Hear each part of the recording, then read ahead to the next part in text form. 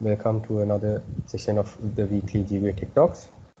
So today also will be joining remotely due to these new normal. So all right, so today my topic is going to be keep it simple, stupid. Does anyone have any idea about what it means, or has anyone ever heard this phrase? So if you guys, but I mean, it will be always better if you can interact much. So like if it is in a if it is in the normal conference call, of course I can see you guys and we can ask questions and answers, so it will be more interactive. But we should try to make the best of what we have. So it'll be like good if you have any answers, you just unmute your mic and just you can just or if you have any questions for that matter. So any if you guys know what I mean by this, or have you guys heard this phrase? All right, so looks like nobody has heard this phrase, so I'll just move on. So this actually is based on the principle called KISS. So KISS actually stands for keep it simple, stupid. So that's the acronym. So what it means is basically most systems work best if they are kept simple rather than made it complicated. So therefore, in any design, whatever design it can be some product, it can be some hardware that you're trying to do, or it can be a website, it can be some software that you have developed, whatever it is. The goal should be to keep the design as simple as possible and stupid as possible. What is meant here as stupid is that it shouldn't be complicated to learn. It should be anyone without prior knowledge of the product should be able to easily figure out what it is and what it does. So some other variations of this phrase is, I have listed it below: keep it stupid simple, or keep it simple and silly, short and simple, things like that. All right. So I think it'll be good if you can if you know like who exactly came up with this phrase, and so one of this. So from that person, so when that person came up with this concept of a KISS, or keep it simple, stupid, it kind of is kind of maintained as a general standard of what the ultimate goals of a good design should be. All right. So this is the person who came up with that phrase, Kelly Johnson. So anyone heard of this Kelly Johnson, Ishan or Amila? Sometimes you guys might have heard. So have you heard of Skunk Works? Anyone? Sorry. So looks like nobody has heard of Skunk, but I'm pretty sure Ishan or Amila might have heard about this, because I know that they are kind of interested in these types of aviation and research things. So Kelly Johnson was the first team lead at Skunkworks. So Skunkworks is a research R&D, a dedicated advanced R&D kind of lab in Lockheed Martin. So Lockheed Martin is an aircraft manufacturer, especially in the defense side. So they develop various aircraft, missiles, and technologies like that. So this guy Kelly Johnson was the first team lead appointed there. So he has kind of a very remarkable profile. So he was one of the pioneering engineers and designers behind this P-38 Lightning, which was a aircraft used in World War II, which is the first fighter aircraft to exceed 400 miles per hour. And he was the designer of the first fighter aircraft to exceed Mach 2. And he was also designing the first aircraft to the first operational stealth aircraft, and also the fastest SR-71 and C-130 Hercules, which is one of the most widely produced defense cargo aircraft. So I mean, this guy's profile is really superb and remarkable. So he was so, I mean, he knew what he was doing, and his designs and engineering so brilliant that his boss actually said that this. So in fact, he has a Swedish ancestry, so sometimes people refer to him as a Swede. So what his boss said about him was that damn Swede can actually see air. So that was how well his designs and his engineering was. So when this guy says, keep it simple, stupid, it actually means it actually carries some weight behind that, right? So we as engineers, what we do is we solve problems on a daily basis, right? We come up with designs to solve some particular problem some user might face, or to achieve some goal. So we as a principal, we also need to strive to keep our designs very simple and non-complicated, so that we can ultimately deliver a better user experience to the user. So the goal of KISS, so why do we KISS? Why do we have this KISS principle? That is to ensure the best user experience a user can have. So this is why we need to keep things simple. All right, so moving on.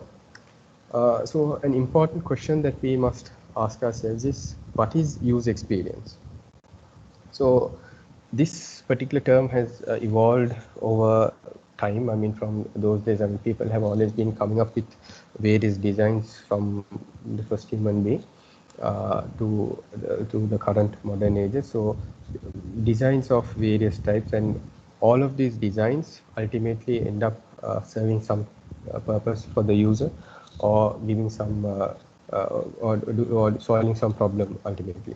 So what kind of experience? So the term user experience has also evolved with time to mean many different things, but currently user experience, along with all these web sites and all of these, what it means is a person's emotions and attitudes about using a particular product, system, or service. So it's not just about whether a particular product solves the person's problems. I mean, it of course it plays a big role, but it also means a lot about what this person feels when using it, or what kind of attitude this person has, things like this. So all of this is important, because ultimately, even if because we live in a very competitive world, right? So there are many products and many designs to solve sometimes the same problem. So in order to compete with these products, in order to make sure that our product stands out, the only way we can improve that is by delivering the best user experience a user can have. So in simple words, user experience is how a user interacts with and experiences a particular product or a design. All right, so moving on. So why UX has a big impact on digital design? So to understand this from the perspective of the user, the only thing that differentiates you from your competitors is the experience that you can give them. So as I mentioned earlier, so therefore, and since we live in a digital world, and especially in these days, we feel it even more in a practical sense. It kind of hit hard for us, because almost everything needs to be done online in a digital platform. It can be shopping, it can be meeting like what we have, it can be work, it can be communication, anything. We are largely dependent upon digital designs. So therefore, the digital design component of those interactions has a pretty huge impact. So to prove what I said, so I've listed some statistics which have differed from various sources. So in one survey, 52% of users said a bad mobile experience made them less likely to engage with the company. So having a bad mobile site, or maybe their mobile application, what they had some, it didn't have a good user experience.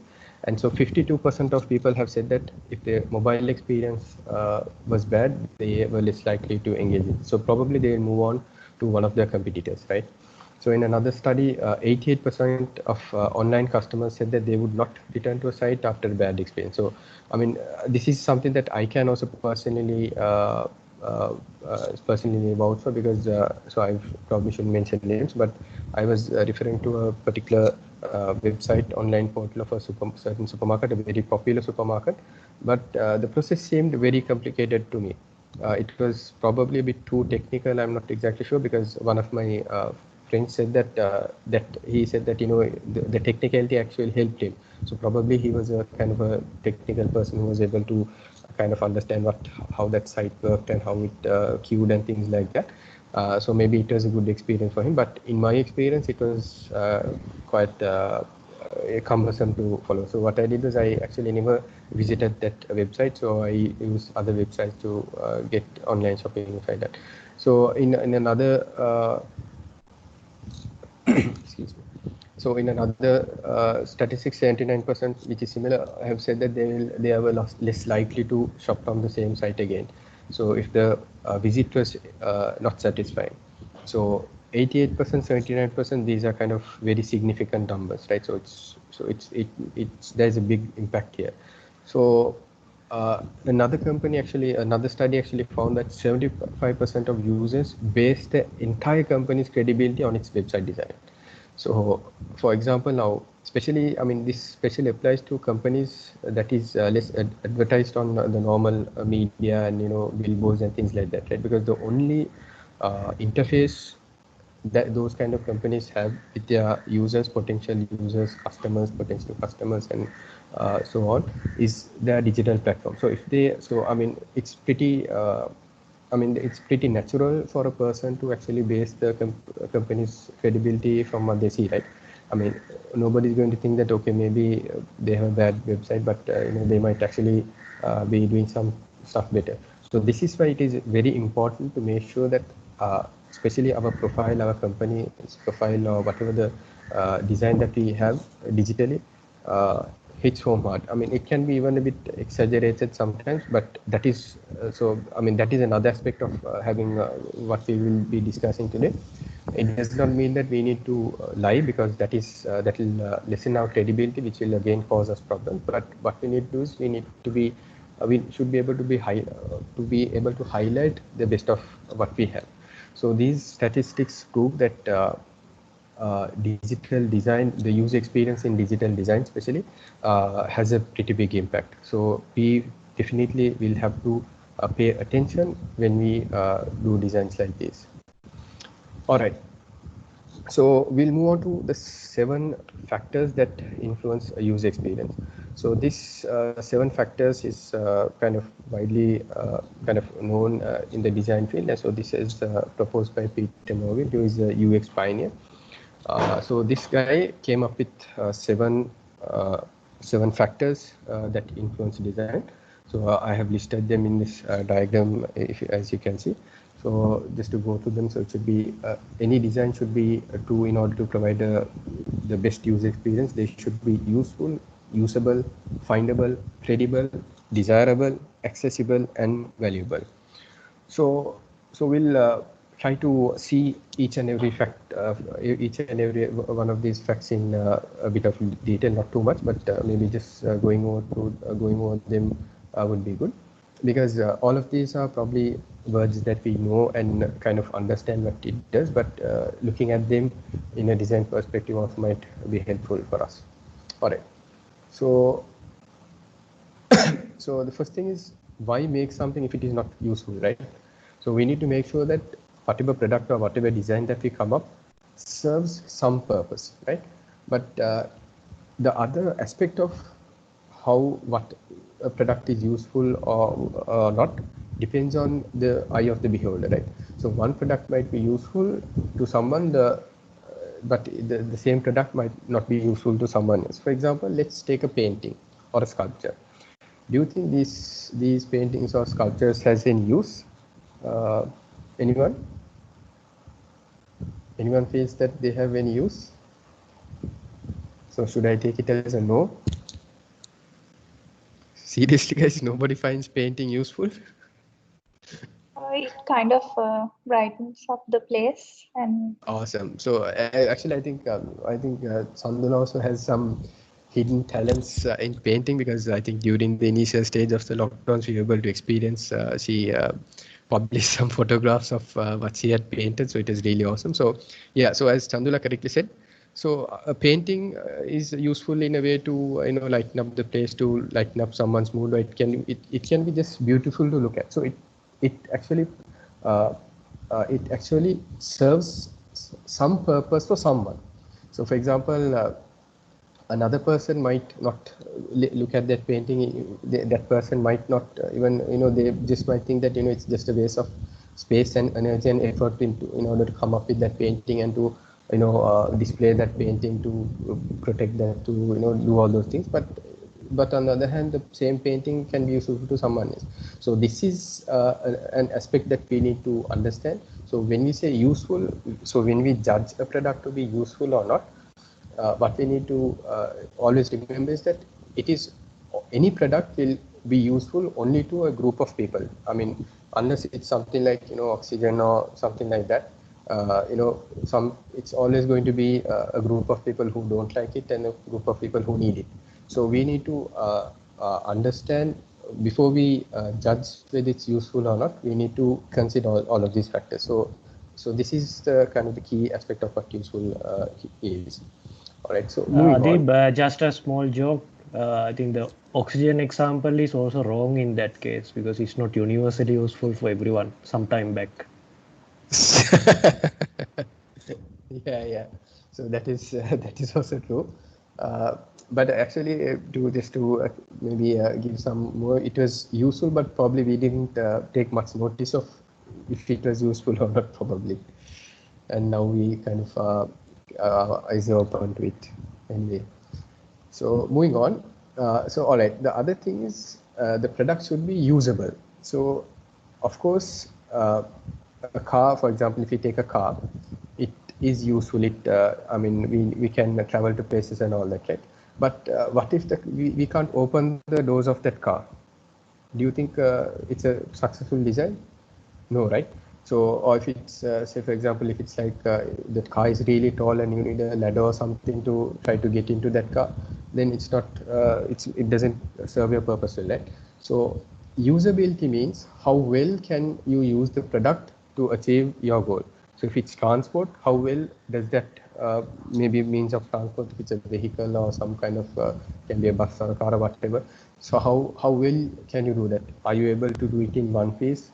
Are you able to get to the destination on time? Are you able to do it efficiently with reasonable finance? So all of this. So usability also has some aspect of which might solve some special problem also. So depending on that category of what you are designing, we need to define how usable it is and how basically whether it's practical or not.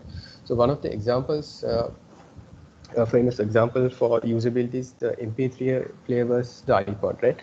So in the initial stages when MP3 players came, it didn't kind of catch the market like the iPod did. The reason for this was, I mean, both played music. I mean, both you can listen to MP3, audios and songs and things like that. But the MP3 player was not exactly, it wasn't kind of had some universal uniformity where I could, just transfer things and things like that. But on the other hand, iPod was a very simple design and it just caught on just like that. And also, of course, the marketing aspect plays a big role here. But mainly, whatever product that we have needs to be usable. It should be useful and also it needs to be usable as well. Otherwise, we'll end up again with a failed design, or what in this case, rather than a failed design, sometimes your product might actually fulfill the goal, the need of the user, but ultimately it might a competitor might do it in a better way. So the people will move towards that competitor.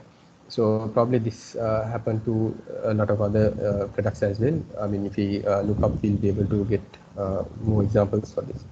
All right. So moving on, when we say usable, just as a sub kind of, it's not one of the factors. So this is just a subtopic of the usability aspect that we were discussing.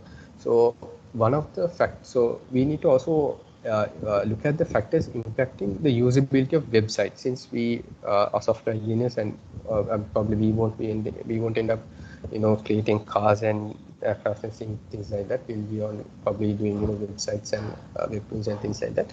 So what we need to look at the factors impacting the usability of websites. So so generally there are mainly three factors here. So one is the server, the HTML, and visual factors. All right.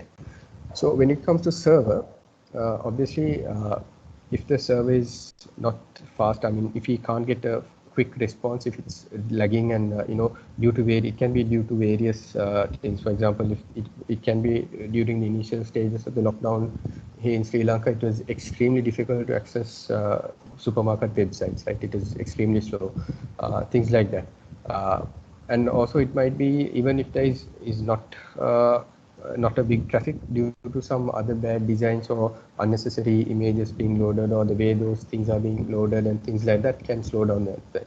So ultimately this is going to impact the usability of the website, and ultimately this has a direct impact on the user experience the user will have. So as we mentioned earlier, the factors like this probably put us off of visiting certain websites to do our shopping, and and it kind of led us to use some other websites, right?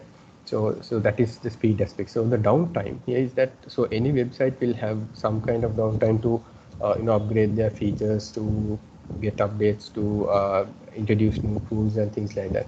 So but we need to make sure we need to pay special attention to how this downtime is handled.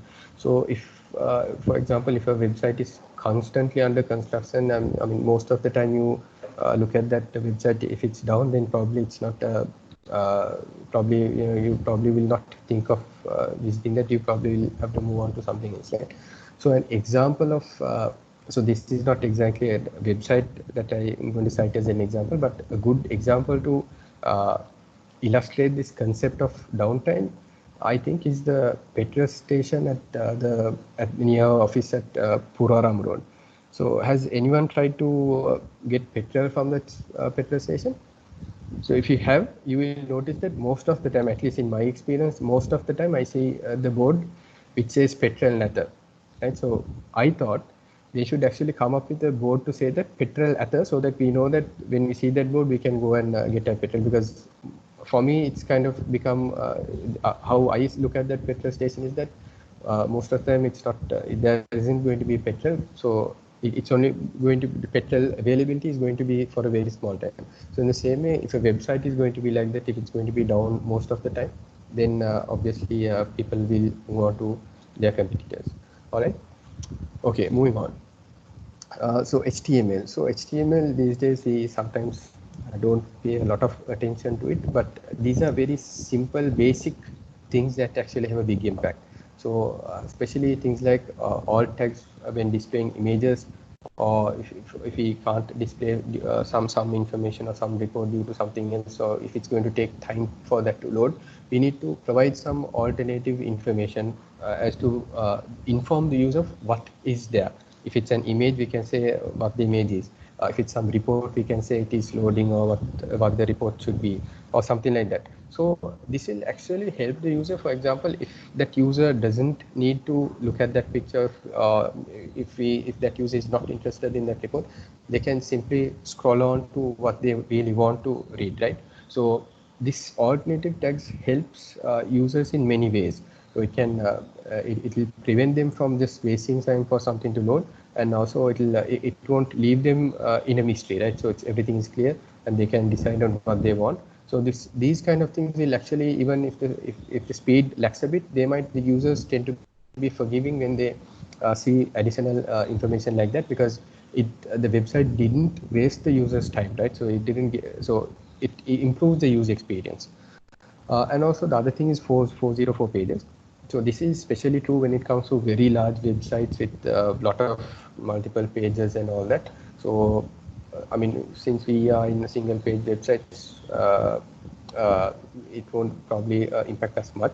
But if it's like traditional websites with a lot of web pages referring to other links and things like that, so this becomes a problem. So even if it's kind of a single page website, if we have links pointing to pages which gives us 404 errors, it can be even a third-party website, but it's going to actually come back to us. So it's because we were the people who led them there. So even if it's third-party 404 pages, if it's going to be referred from our website, and if we are the people who are going to direct users to that, we need to be really mindful of it. And it doesn't mean that it's just bad to have 404 pages, but it needs to be handled in a good way. And also even the 40 page itself, it can be kind of presented in a better way, right? So rather than just having some plain HTML text saying that 404 page or some error, it can actually have some, it can be, at least the look and feel of that page can be better. So moving on. to visual factors. So these are very basic things like font size, color, branding, layout, colors, navigation, content, headings, and paragraphs.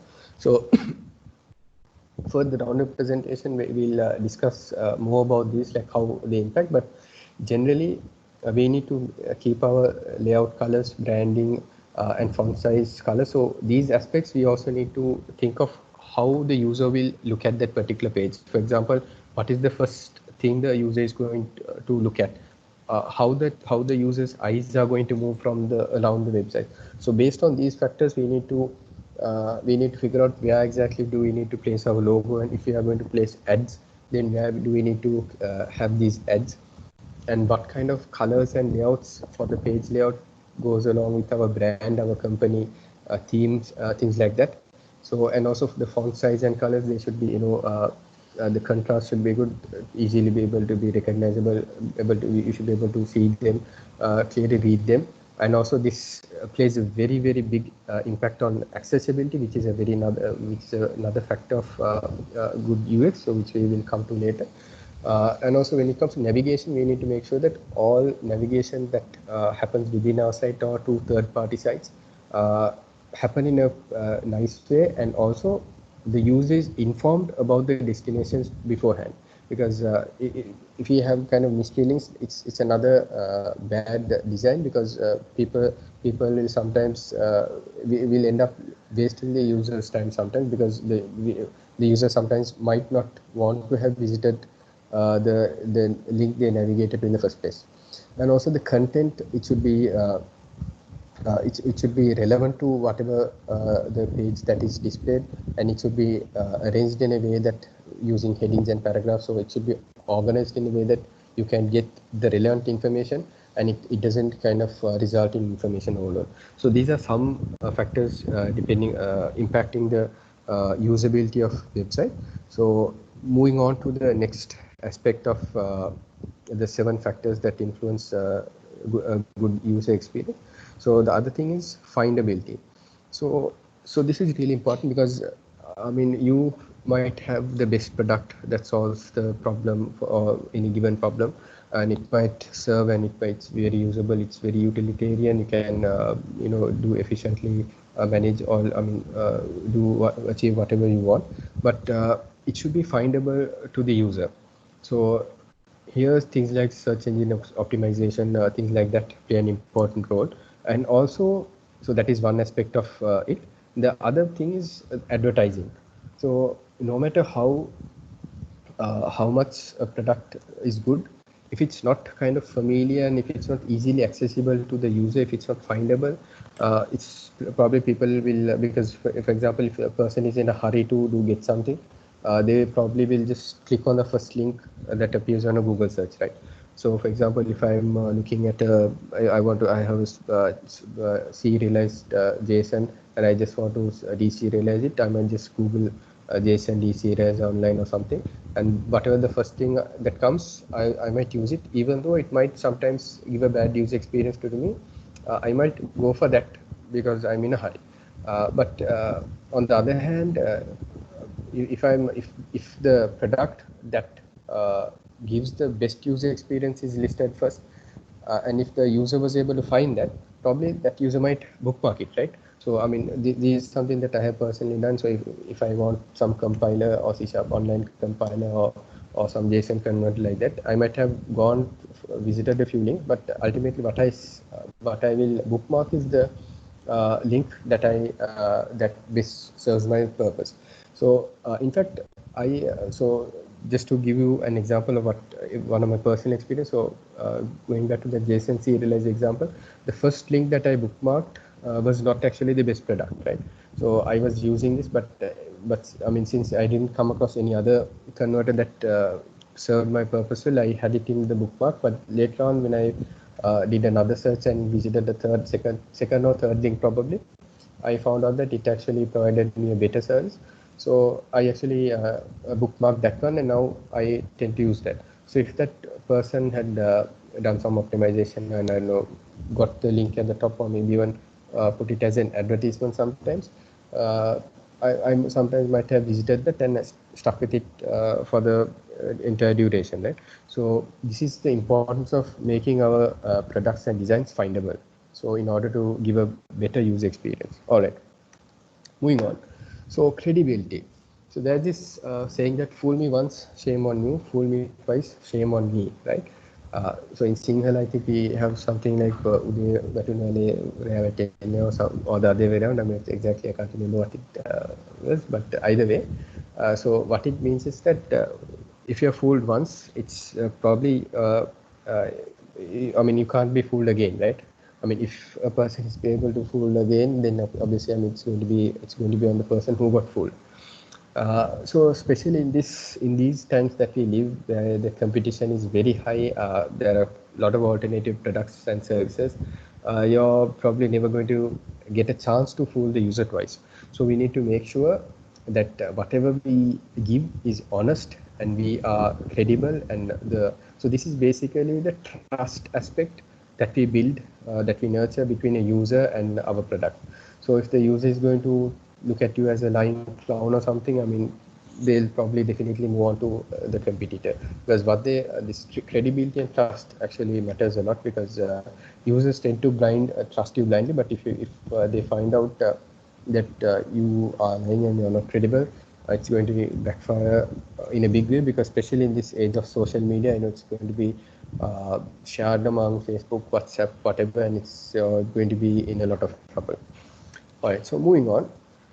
The other aspect of the product is that it should be desirable. So when it comes to UX, the UI also plays a very big part, because in fact, so this is kind of like how cool it is, like this coolness aspect that is associated with the product. So to give you an example, if you take an example of a car, if you say it's a Mercedes-Benz and a Porsche, maybe some sports car, we'll say both cars have the same kind of power, same kind of engine capacity and all that.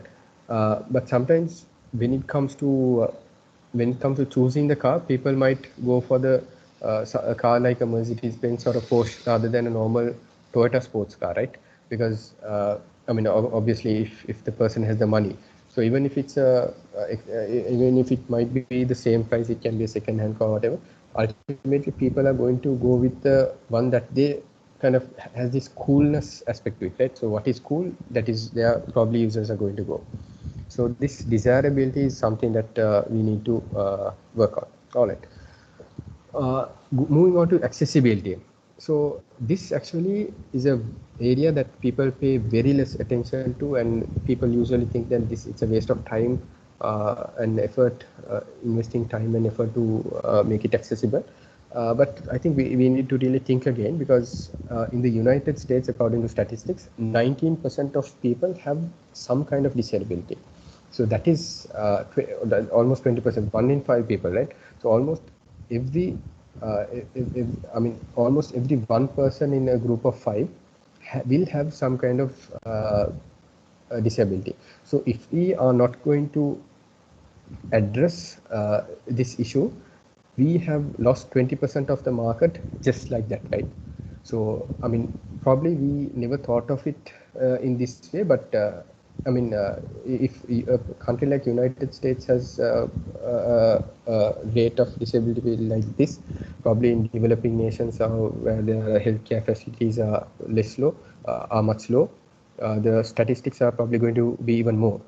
So we need to make sure that we have addressed this market, we have addressed this aspect, so that we don't lose on this 20%. So 20% is quite a big chunk. So this is something that we cannot neglect. All right, so moving on. So the last factor here is how valuable the product is. So if a $100 product is going to solve a $10,000 problem, so that is what is going to be that is going to succeed, right? So value for money is a big aspect of the user experience. So if the user feels that they had a good deal using that particular product, they will definitely have a better user experience. So this is though it's one of the most important aspects of these user factors that influence user experience. So this is something that we need to make sure that the problem that we are solving through our design solves the problem in the most efficient way, costing the user the least. So we need to make sure that we pay attention to this. All right. So moving on. So let us look at some bad versus good designs. So these are some examples that I was able to get from a site. So it actually helps us to look at bad designs because it kind of teaches us something. So by looking at what has gone wrong there, we can avoid making the same mistake and learn from it and apply it in a better way. All right. So this is a parking sign in Los Angeles, right? So what you can see here.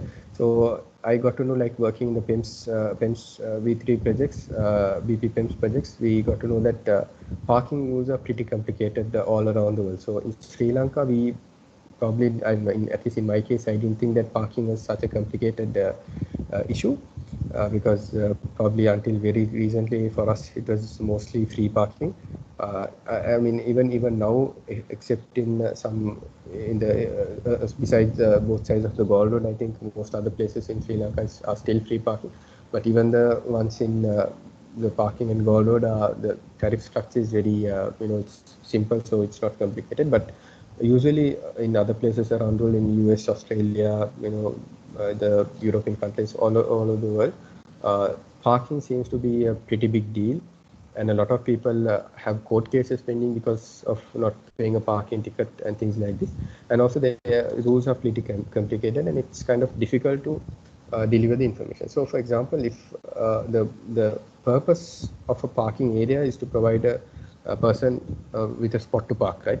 So if there's a spot to park and if the main question the user wants addressed here is whether the user can park their vehicle here or not. So that is the basic first question the user needs addressed. But looking at this board, it's pretty difficult to, it's pretty complicated to figure that out, right? Whether I can park here or not.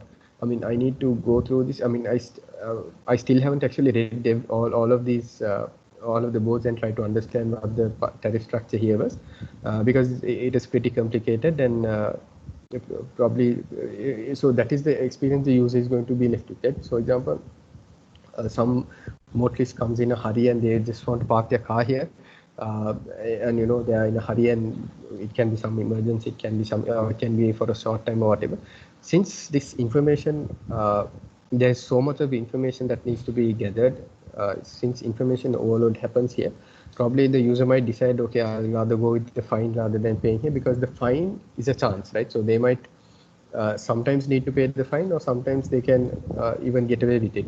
So instead of going through this complication and trouble to trying to figure out what the parking tariff here is, they might just opt for just parking it without paying it. So how has another presenter been able to solve this problem? Is by representing it in a visual way. Now, when you compare these two images, so the same information here is delivered here as well, and also it is pretty intuitive. So when it's green, we naturally think that it is something possible, and if it's red, if it's something that we think that it is forbidden, or there's some danger there, so we can't park. And also these are labeled in such a way to Monday to Friday, Saturday, Sunday in separate chunks, and whether you can park free or not is clearly mentioned there. The time gaps are clearly mentioned there, and also you can see here that for some weird reason on Saturday, it is not possible to park from 8 a.m. to 8:30 a.m. right? But if you looked at this board and if you try to gather that information, probably you'd still be reading it and still you won't be able to get that. So the same information is contained here, but it is presented in a different way.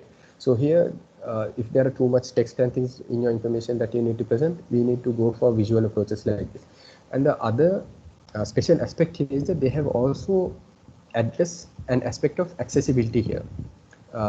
So imagine colorblind people.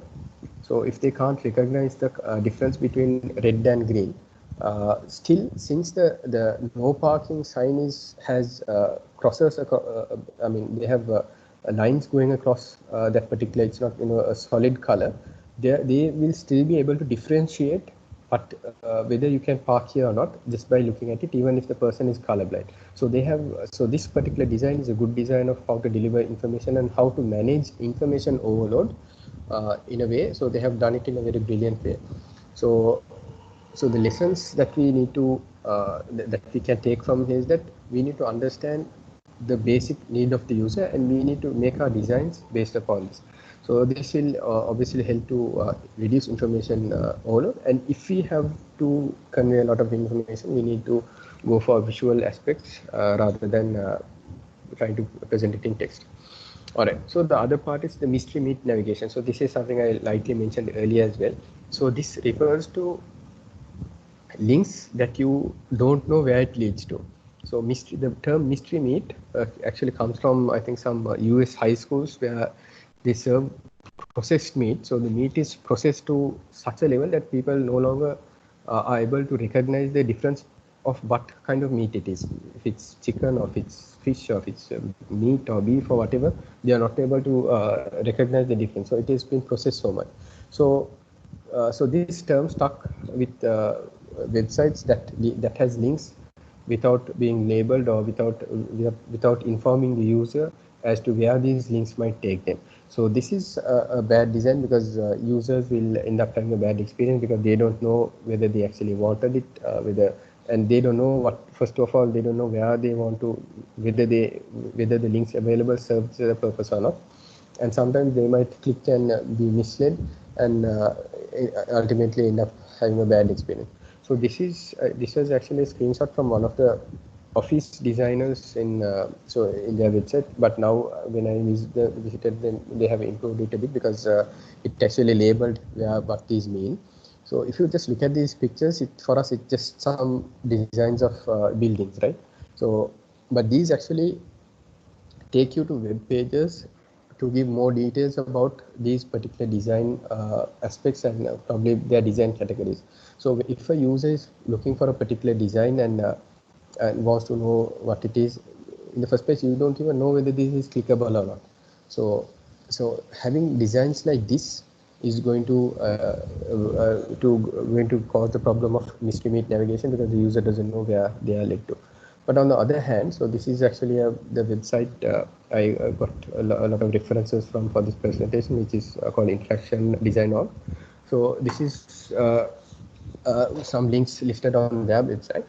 So if you look at these, it is clearly labeled what this link does. So it says view course, and once you hover on it, it gives you more information about go to course. So it gives information about when it starts and what kind of percentage it has, whether it's available or not, and whether you can navigate to that link or not. So this gives information to the user.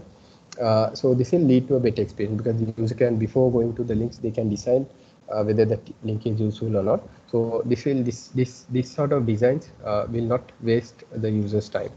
All right. So the link is, people don't like to eat mystery meat. So therefore, similarly, users would like to click on mystery links. So always make sure the label and to point out users where these links lead to. All right. The other thing is about adding friction to user actions. So this is an example of so this iFly50.com shows if you click on that button, you need to hold, I think, 2 or 3 seconds before you are led to view more of these photos. So this is some unnecessary friction that has been added to this website, right? So the user is not able to go to where they want to as soon as they want. So when you add these kind of frictions, when you have to hold on unnecessary animations and things like this, which kind of adds friction, slows down the actions of the users, we need to be very careful and we need to be very mindful. We need to make sure that it actually serves some purpose other than just delaying the user, because people don't want to waste their time. So a clever use of this adding friction is this scroll that has been introduced. So in this scroll, as you can see, when you are able to scroll, you can scroll fast. But when it reaches the end of the page, it kind of has this elastic effect, right? So this elastic scroll actually, though it kind of adds some friction, it actually it actually helps the user to understand that in an intuitive way that the page is finished and you can't scroll any longer. So this is a smart way of using that. All right. So this is just a lesson of what we can. So when we add friction, we need to make sure that it actually, if you have an alternative, we need to go for that. But if you don't have an alternative, we need to make sure that it actually has some purpose. All right. So sometimes as designers, we incorporate some clever aspects in a particular website or some design where they might, just because out of the cleverness the designer had. So in this example, in this particular website, you will be able to read what is in the website when you actually take the mouse to the end of the page. So it kind of is kind of a clever thing, to have this animation where you point to the website somewhere, and it's not like a link or anything. So it's just a part of the website where you take your pointer to, and it kind of suddenly you're able to see it.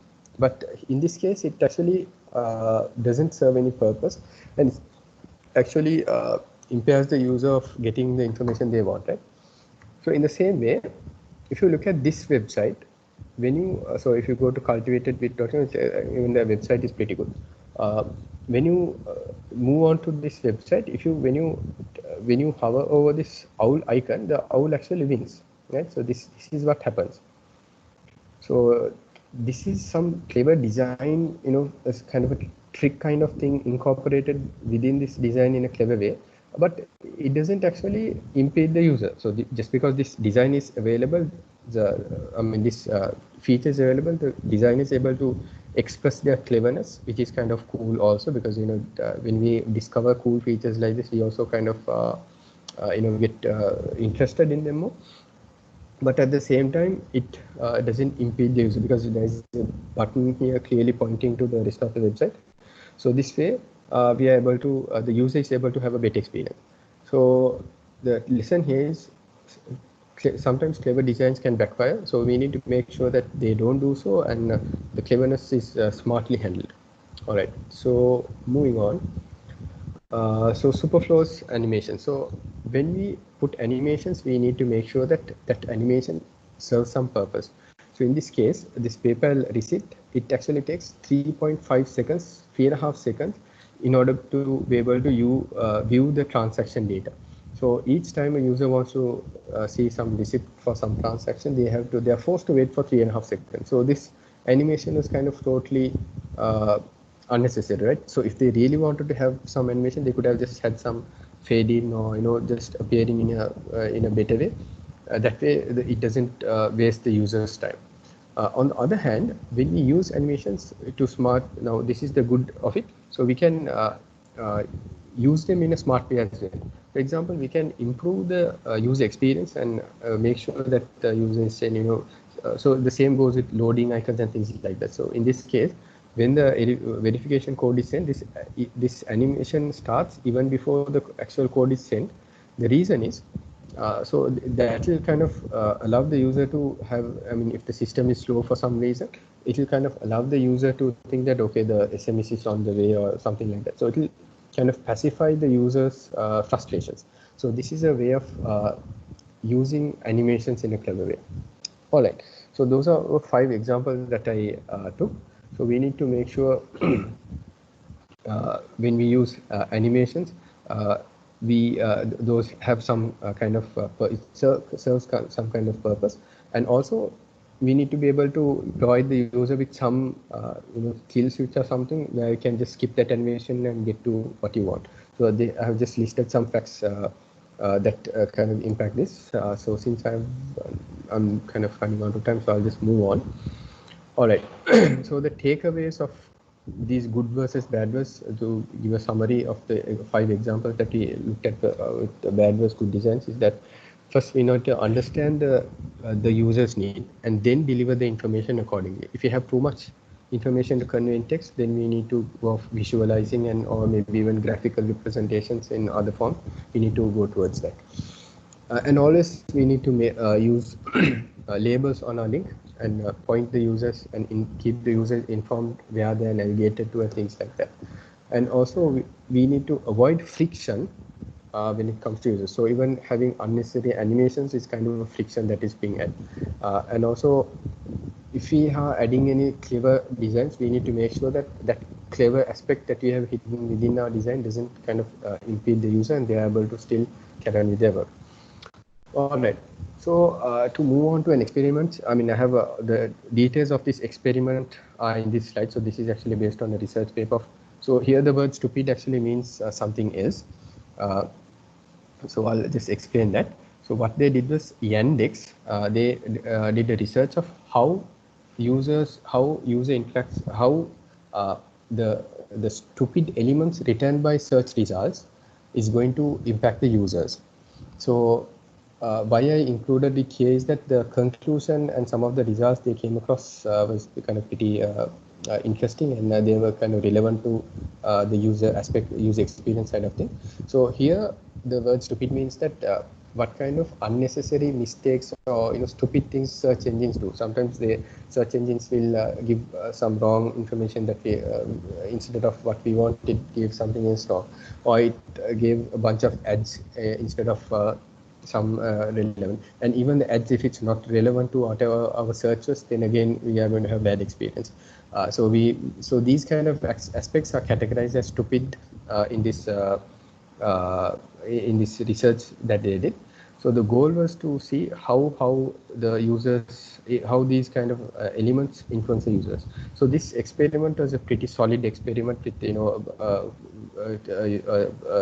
the set of users chosen to represent all kind of age categories, all various social statuses and things like that.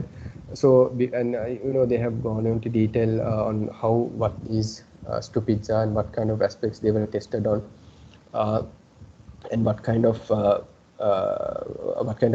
percentage these tasks were and things like that. And so just to give you some information here, so when it comes to word loss, what they mean by word loss is that when a person searches for iPhone 6, they instead get results of iPhone 4. And word collocation breaks means if you search for Gillian Anderson, you get pages about Pamela Anderson and Gillian Flynn, whoever that guy is. So these kind of things. So they were able to cover a lot of aspects of search engines and what kind of things they had. And accordingly, they were told to record their experience and what they felt, depending on the tasks they were supposed to do. So the search interfaces was a very simple search interface. So each kind of stupid aspect that they was testing had a different color. So the only variation was the color, so to make the experiment consistent. So this case study, so why I'm telling you all these details is to make you understand that this case study was a pretty solid case study. And so the details are given here. So I'll just move on to the conclusions that this list the tasks and things. So I'll just move on to the conclusions that they were able to create. So one of the interesting aspects that they were researched is that in case of some stupids, the users were pissed off at the search engine, but in some cases, the users were pissed off at themselves. They thought, okay, it's actually my mistake, and I had to do better. So one of the example, one of the one of the results of how stupids impacted was this. When there were word losses, users thought that it was the mistake of the search engine. So they didn't want to have, when you search for iPhone 6, you expect iPhone 6. But when there were word collocation breaks, they thought that, okay, they had to probably rephrase their search phrase in a better way. They took some responsibility to themselves. So this is kind of a special observation that they noted. So even if it's a bad experience, depending on what kind of experience that is, is it because of some smart thing that we are doing on our end, or is it because we are trying to overcorrect or something? So we need to look at these aspects when we come up with a design, because users too regard them in different ways. So there are the conclusion, you can go through the slide when it comes, and also if you are interested, you can the details of the experiment are given in great detail. So moving on, So when designs are kept simple, it will sometimes look like this. So if you look at this, this is kind of a over-the-counter drug sales that you can do. So maybe say, things like Prandol and Piriton and things like that. So in this way, you don't need to know about the brand name or whether the technical terms of the medicines that you look at. So the interface is pretty simple. The user is able to gather the information that they want, and they are able to answer, get their purpose fulfilled in a very simple way, right? So this is an example of a good KISS principle being applied. Keep it simple and stupid. All right. The other aspect is, just because in the name of keeping things simpler, making simple and stupid, it doesn't mean that we need to keep it so stupid that it actually ends up doing it doesn't actually serve the purpose way. So Albert Einstein actually said that to keep it simple but not simpler. So this is so when we come up with a design, we need to always focus on the goal and make sure that though it is simple enough, and it doesn't lack in the name of making it even more simple, it doesn't lack needed features. So my phrase is, you should be stupid to the point and not stupider. So the example here cited here is the camera, the iPhone camera and the DSLR camera. Yes, the DSLR camera is a bit complicated to feature. I mean, a normal person, even if I go and try to take a photo, sometimes I might not be able to do it properly. But a person like Biman might be able to figure it out easily and do it.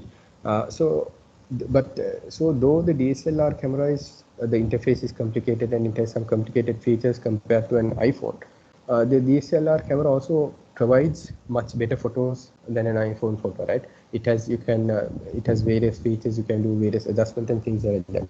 So in this case, though the DSLR camera is complex, the complexity is needed. So when we make designs simple, we need to make sure that it is one thing. It is simple, but it's not. We don't compromise the needed features in the name of simplicity. All right. So this is just an example to illustrate what we want. So when we come up with designs, we always need to make sure that at the end of the day, we fulfill the goal of the user than expressing our smartness or whatever we have. So we should be able to focus on the user's need and try to get them done.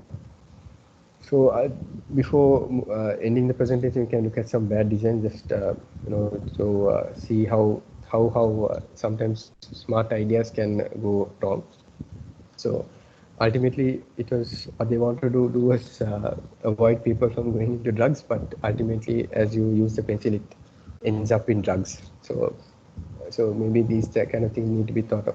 So here also, once you read it, you just see it as you are alone. But what they wanted to do was they wanted to highlight the word "not" in a better color, but probably they didn't pay much attention about what the background was. So these are kind of examples of where people didn't focus on the end goal much.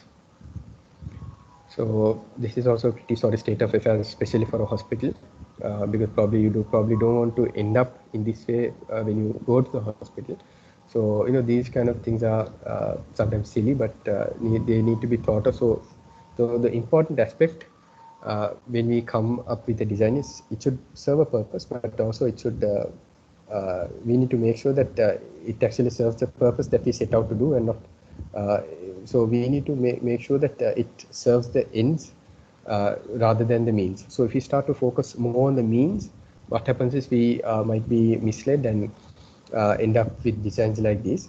So actually, I wanted to mention another story about good and bad design and how simplicity is. But since we don't have, we have kind of run out of time. It's almost 1 hour and 5 minutes. I will maybe probably keep it to a text or to a lightning talk session in the future. So yeah. So do you guys have any questions?